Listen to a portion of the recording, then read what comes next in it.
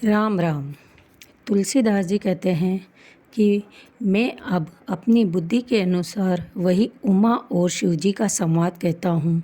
वह जिस समय और जिस हेतु से हुआ उसे हे मुनि तुम सुनो, तुम्हारा विषाद मिट जाएगा।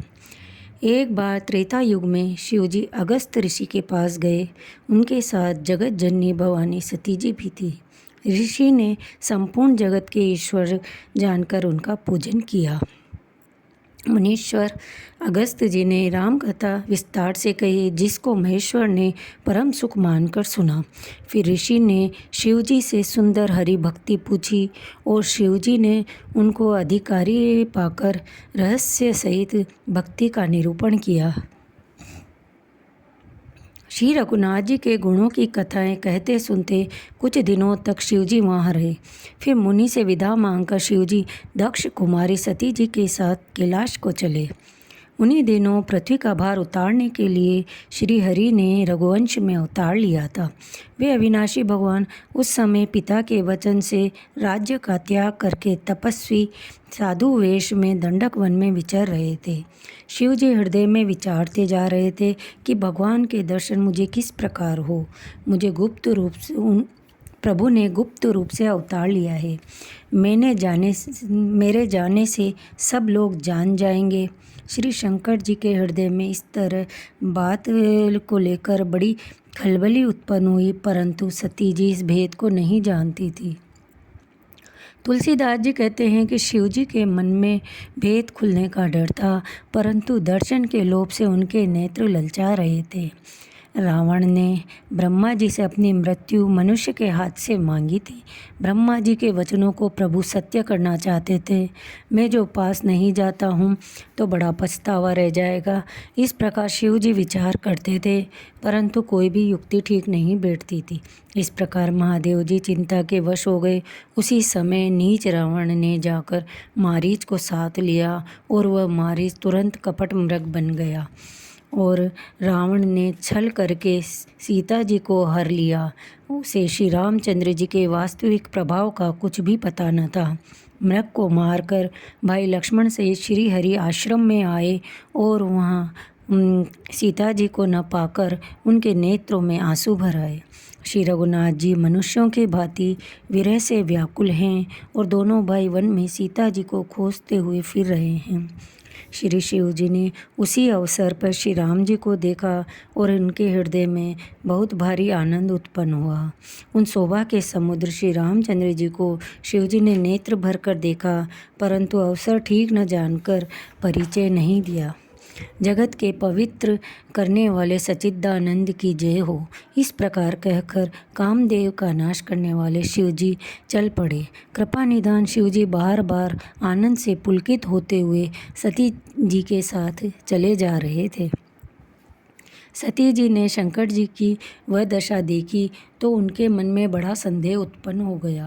वे मन ही मन कहने लगी कि शंकर जी की सारा जगत वंदना करता है। वे जगत के ईश्वर हैं। देवता मनुष्य मुनि सब उनके प्रति सिर नवाते हैं। उन्होंने एक राजपुत्र को सच्चिदानंद परम धाम कहकर प्रणाम किया और उसकी शोभा देखकर वे इतने प्रेम मग्न हो गए कि अब तक उनके हृदय में प्रीति रोकने से भी नहीं रुकती।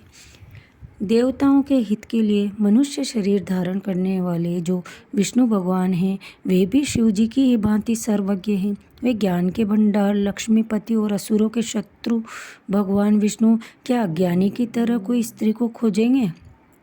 फिर शिव जी के वचन भी झूठे नहीं हो सकते। सब कोई जानते हैं कि शिव जी सर्वज्ञ है। सती के मन में इस प्रकार अपार संदेह उठ खड़ा हुआ। किसी तरह भी उनके हृदय में ज्ञान का प्रादुर्भाव नहीं होता।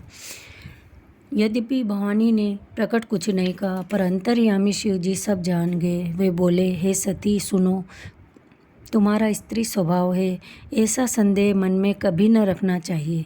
जिनकी कथा का अगस्त ऋषि ने गान किया और जिनकी भक्ति मैंने मुनि को सुनाई, ये वही मेरे इष्ट देव श्री रघुवीर जी हैं, जिनकी सेवा ज्ञानी मुनि सदा किया करते हैं। यद्यपि शिव जी ने बहुत बार समझाया, फिर भी सती जी के हृदय में उनका उपदेश नहीं बैठा। तब महादेव जी ने मन में भगवान की माया बल जानकर मुस्कुराते हुए बोले, जो तुम्हारे मन में बहुत संदेह है तो तुम जाकर परीक्षा क्यों नहीं लेती? जब तक तुम मेरे पास लौट आओगी तब तक मैं इस बड़ की छाँव में बैठा हूँ। जिस प्रकार तुम्हारा यह अज्ञान जनित भ्रम दूर हो, भली भांति विवेक के द्वारा सोच समझकर तुम वही करना। शिव जी की आज्ञा पाकर सती चली। मन में सोचने लगी कि क्या करूं, कैसे परीक्षा लूं। इधर शिव जी ने मन में अनुमान किया कि दक्ष कन्या सती का कल्याण नहीं है। जब मेरे समझाने से भी संदेह दूर नहीं होता तब मालूम होता है विधाता उल्टे हैं। अब सती का कुशल नहीं है। जो कुछ राम ने रच रखा है वही होगा। तर्क करके कौन विस्तार बढ़ावे। मन में ऐसा कहकर शिव जी भगवान श्री हरि का नाम जपने लगे और सती जी वहाँ गई जहाँ सुख के धाम प्रभु श्री रामचंद्र जी थे।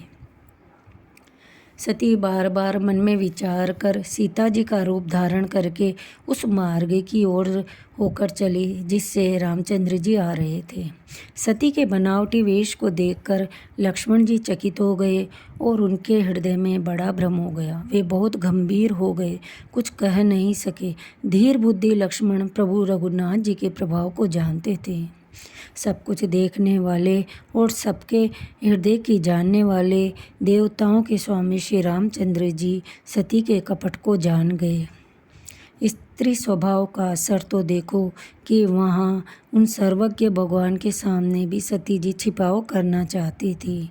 अपनी माया के बल को हृदय में बखान कर श्री रामचंद्र जी हंसकर कोमल वाणी से बोले। पहले प्रभु ने हाथ जोड़कर सती को प्रणाम किया और पिता सहित अपना नाम बतलाया। फिर कहा कि वृषकेतु शिव जी कहाँ हैं? आप यहाँ वन में अकेली किस लिए फिर रही हैं? श्री रामचंद्र जी के कोमल और रहस्य भरे वचन सुनकर सती जी को बड़ा संकोच हुआ। वे चुपचाप शिव जी के पास चली। उनके हृदय में बड़ी चिंता हो गई कि मैंने शंकर जी का कहना न माना और अपने अज्ञान का श्री रामचंद्र जी पर आरोप किया। अब जानकर मैं शिव जी को क्या उत्तर दूंगी। सती जी के हृदय में अत्यंत भयानक जलन पैदा हो गई। श्री रामचंद्र जी ने जान लिया कि सती जी को दुख हुआ। तब उन्होंने अपना कुछ प्रभाव प्रकट करके उनको दिखलाया। सती जी ने अनेक शिव, ब्रह्मा, विष्णु देखे जो एक से एक बढ़कर असीम प्रभाव वाले थे। उन्होंने देखा कि भांति भांति के वेश किए सभी देवता श्री रामचंद्र जी की चरणों की वंदना कर रहे हैं। उन्होंने अनगिनत अनुपम सती, ब्रह्माणी, लक्ष्मी देखी। जिस जिस रूप में ब्रह्मा आदि देवता थे उसी के अनुकूल रूप में ये सब शक्तियाँ भी थीं। सती जी ने जहाँ तहाँ जितने रघुनाथ जी देखे शक्तियों सहित वहाँ उतने ही सारे देवताओं को भी देखा। संसार में जो चराचर जीव हैं वे भी अनेक प्रकार से देखे। उन्होंने देखा कि अनेकों वेश धारण करके देवता प्रभु श्री रामचंद्र जी की पूजा कर रहे हैं, परंतु श्री रामचंद्र जी का दूसरा रूप कहीं नहीं देखा। सीता सहित श्री रघुनाथ जी बहुत से देखे, परंतु उनके वेश में कोई वेश अनेक नहीं थे। वही रघुनाथ जी, वही लक्ष्मण और वही सीता। सती ऐसा देखकर बहुत डर गई। उनका हृदय कांपने लगा। देह की सारी सुध बुध जाती रही। वे आंखें मूंदकर मार्ग में बैठ गई। फिर आँख खोल कर देखा तो दक्ष कुमारी को कुछ भी न दिख पड़ा। तब वे बार बार श्री रामचंद्र जी के चरणों में सिर नवाकर वहाँ चली जहाँ शिव जी थे। जब पास पहुँची तब शिव जी ने हंसकर कुशल प्रश्न करके कहा कि तुमने राम जी की परीक्षा किस प्रकार ली? सारी बात सच सच कहो। सती जी ने रघुनाथ जी के प्रभाव को समझकर डर के मारे शिव जी से छिपाव किया और कहा, हे स्वामी, मैंने कुछ भी परीक्षा नहीं ली, आप ही की तरह प्रणाम किया। आपने जो कहा वह झूठ नहीं हो सकता। मेरे मन में बड़ा विश्वास है। तब शिव जी ने ध्यान करके देखा और सती जी ने जो चरित्र किया था सब जान लिया। फिर रामचंद्र जी की माया को सिर नवाया, जिससे प्रेरणा करके सती जी के मुंह से भी झूठ कहला दिया। सुजान शिव जी ने मन में विचार किया कि हरि की इच्छा रूपी भावी प्रबल है। सती जी ने सीता जी का वेश धारण किया। यह जानकर शिव जी के मन में बड़ा विषाद हुआ। उन्होंने सोचा कि यदि मैं अब सती से प्रीति करता हूँ तो भक्ति मार्ग लुप्त हो जाता है और बड़ा अन्याय होता है। सती परम पवित्र है, इसलिए छोड़ते भी नहीं बनता और प्रेम करने में बड़ा पाप है। प्रकट करके महादेव जी कुछ भी नहीं कहते, परंतु उनके हृदय में बड़ा संताप है। तब शिव जी ने प्रभु श्री रामचंद्र जी के चरण कमलों में सिर नवाया और श्री राम जी का स्मरण करते ही उनके मन में यह आया कि सती के इस शरीर से मेरी भेंट नहीं हो सकती। और शिव जी ने अपने मन में यह संकल्प कर लिया। स्थिर बुद्धि शिव शंकर जी ऐसा विचार कर श्री रघुनाथ जी का स्मरण करते हुए अपने कैलाश को चले। चलते समय सुंदर आकाशवाणी हुई कि हे महेश, आपकी जय हो। आपने भक्ति की अच्छी दृढ़ता की। आपको छोड़कर दूसरा कोई ऐसी प्रतिज्ञा नहीं कर सकता।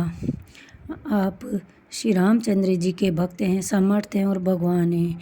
इस आकाशवाणी को सुनकर सती जी के मन में चिंता हुई और उन्होंने सकुचाते हुए शिव जी से पूछा कि हे कृपालु, कहिए आपने कौन सी प्रतिज्ञा की है। हे प्रभु, आप सत्य के धाम हैं और दीन दयालु हैं। यद्यपि सती जी ने बहुत प्रकार से पूछा, परंतु त्रिपुरारी शिव जी ने कुछ न कहा। सती जी ने हृदय में अनुमान किया कि सर्वज्ञ शिव जी सब जान गए हैं। शिव जी का रुख देखकर सती जी ने जान लिया कि स्वामी ने मेरा त्याग कर दिया और वे हृदय से व्याकुल हो उठी। वृषकेतु शिव जी ने सती को चिंतायुक्त जानकर उन्हें सुख देने के लिए सुंदर कथाएं कही। इस प्रकार मार्ग में विविध प्रकार के इतिहासों को कहते हुए विश्वनाथ कैलाश जा पहुँचे। वहाँ फिर शिव जी ने अपनी प्रतिज्ञा याद करके बड़ के पेड़ के नीचे पद्मासन लगाकर बैठ गए। शिव जी ने अपना स्वाभाविक रूप संभाला। उनकी अखंड और अपार समाधि लग गई। बोलिए श्री रामचंद्र भगवान की जय, पवन सुत हनुमान की जय। इससे आगे की कथा अगले अंक में। कृपया मेरे चैनल को सब्सक्राइब करें। धन्यवाद।